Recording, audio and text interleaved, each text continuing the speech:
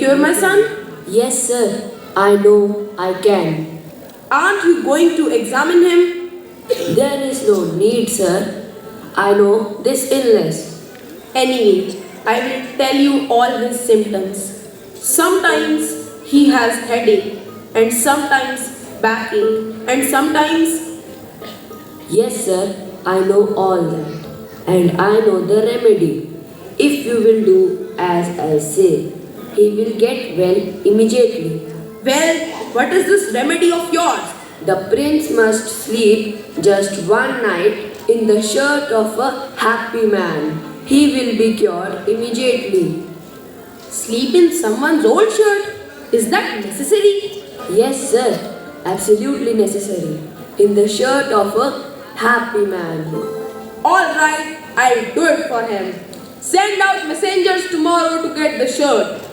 It will be easy. There must be so many happy men in the land. The messengers will soon get my son a shirt and he'll be well again. Messengers are now sent everywhere to find a happy man and bring his shirt to the king. But it seems impossible to find a man who considers himself perfectly happy. The messengers report daily to the chief counselor. Sir, one man has not enough money to live in real comfort. Another has plenty of money, but is worried and afraid of losing it. I met a man who has to work very hard and has no servants to help him. And another man has many servants, but he worries all the time because he is sure that they cheat him. One man is unhappy because he has no sons to inherit his good fertile fields. Another has sons, but he is unhappy because they quarrel so much among themselves. In the palace, all are unhappy as usual, for they have no good reports to take to the king.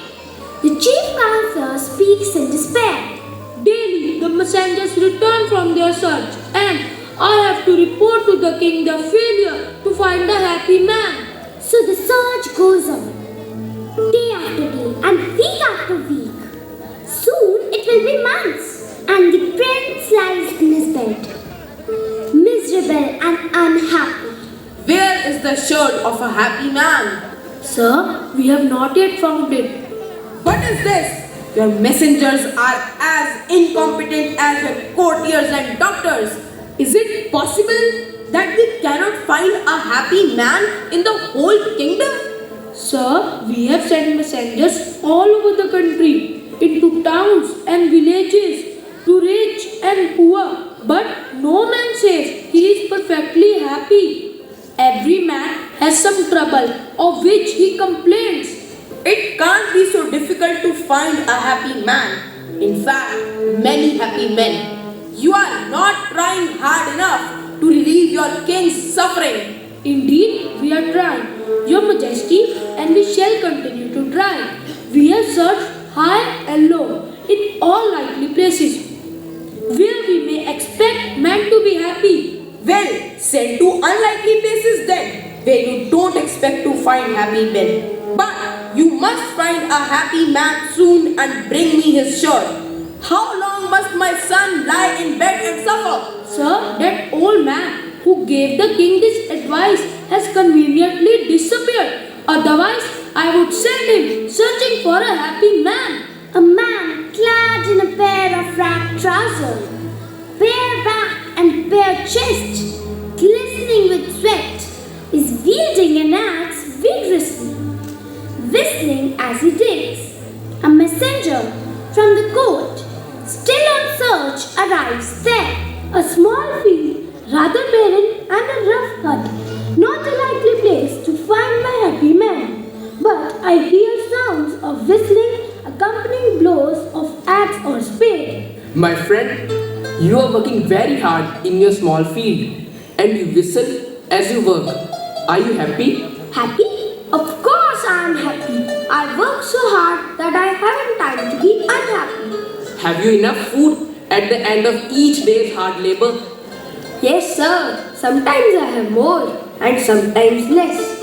Hard work gives me an appetite which is the best sauce to any meal. I always enjoy my food, and when I haven't much, I enjoy my sleep sooner. And have you health, strength, and energy? Of course, I have. I work hard and live a simple life, so I can't get ill. You are sure that you are happy? Of course, I'm happy. You can also be happy if you stop asking these silly questions. Anybody can be happy if they stop fussing about it. Quick, then give me your shirt. My shirt? Yes, your shirt, which you have taken off. While you are working, you shall be paid ample of money for it. I would give it to you for nothing if I had it. But I have no shirt. Only this old pair of trousers and an equally damn old coat lying somewhere in my hut. Then how do you keep warm? Work keeps me warm in the day. At night I am wrapped in sleep, and sleep keeps me warm. No shirt at all? No shirt at all. Any more questions? Or may I get on with my work? And you get on with yours, so that we both will be happy. The messenger shakes his head, holds his head in his hand for a moment in despair, mounts his horse and returns to the court. Sir, I would like you to hear this report from the messenger himself.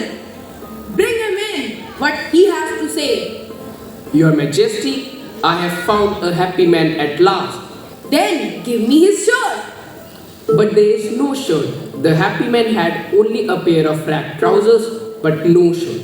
Then how did he keep warm? Work kept him warm by day, he said, and sleep kept him warm at night. What else did he say? He said that he worked hard and lived simply. So he was strong and well.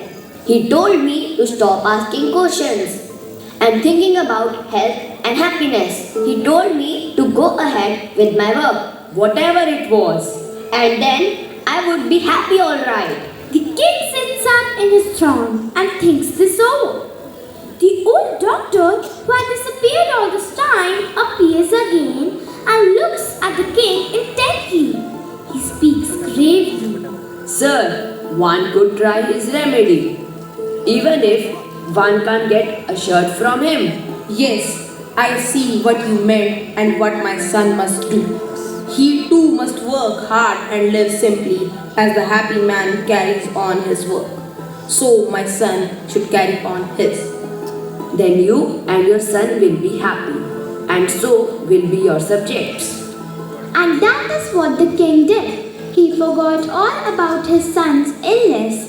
The prince got out of the bed, both worked hard for their duties, lived simply, and soon became strong, well, and happy.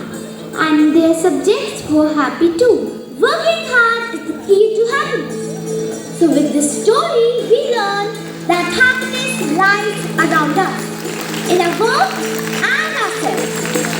The search of happiness lies within